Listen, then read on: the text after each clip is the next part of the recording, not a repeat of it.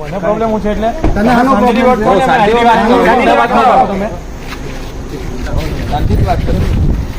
તું જા. ગમે તેમ નમસ્કાર મિત્રો, વિડીયોમાં તમારું સ્વાગત છે. મિત્રો, તમને બધા લોકોને ખબર છે કે હા 2 દિવસની ચૂંટણીનું જે અંતર બાકી છે ત્યારે અવારનવારના વિડીયો વાયરલ થતા હોય છે. એવો જ વિડીયો ભરૂચ વાલિયા વિસ્તારમાં વાયરલ થયો છે.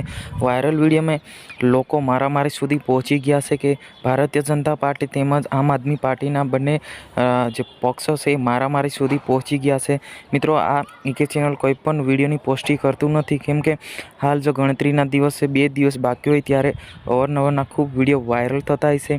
ત્યારે અહીંયા સામે સામે મારામારી સુધી પહોંચી ગયા છે. જી હા મિત્રો, વાત કરવામાં આવે તો હાલ જો અવારનવારના વિડીયો વાયરલ થતા હોય છે. ભરૂચ લોકસભા બેઠક પર વાલિયા વિસ્તારમાંથી આ ઘટના ઘટી છે. ગઈકાલે પ્રચાર દરમિયાન લોકો અહીંયા ટોળા વળ્યા હતા અને ટોળામાં લોકો આમે સામે પણ થઈ ગયા હતા અને વાલિયા વિસ્તારમાં સમચાર મચી ગયો છે કે ભાઈ વિરોધ કરી રહ્યા છે. હાલ તમને લોકોને ખબર જ હશે કે ક્ષત્રિય સમાજ ખૂબ વિરોધ કરતા હોય ત્યારે બધી જગ્યા પર આખા ગુજરાતમાં હાહાર મચાવી દીધો છે. એવો જ વિડીયો ભરૂચ લોકસભા પર વાલિયા વિસ્તારમાં થયો હતો કે ભાઈ રૂપાલાના વિરુદ્ધ લઈને જે ભારતીય જનતા પાર્ટીની વિરુદ્ધ વોટિંગ કરવાનું આખા ગુજરાતમાં વિરોધ કરી રહ્યા છે. કોઈ પણ પક્ષ ઊભા રહેશે પરંતુ ભારતીય જનતા પાર્ટીને અમે વોટ નહીં આપીએ અને એનું વિરુદ્ધ અમે વોટિંગ કરીશું એવું કરી રહ્યા છે. જ્યાં મિત્રો વાત કરવામાં આવે તો આને લઈને તમારે શું કહેવું છે કોમેન્ટ બોક્સમાં અવશ્ય જણાવજો, કેમ કે હાલ ચાલી રહી ભરૂચ લોકસભા બેઠક પર તો ચેતરભાઈ વસાવા એવા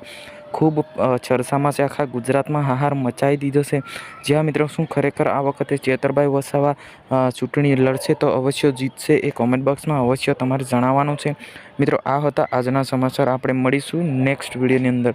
મિત્રો, જાતા પહેલાં હજુ સુધી અમારી ચેનલને સબસ્ક્રાઈબ ના કરી તો સબસ્ક્રાઈબ કરવાનું બિલકુલ ભૂલતા નહીં, કેમ કે લગાતાર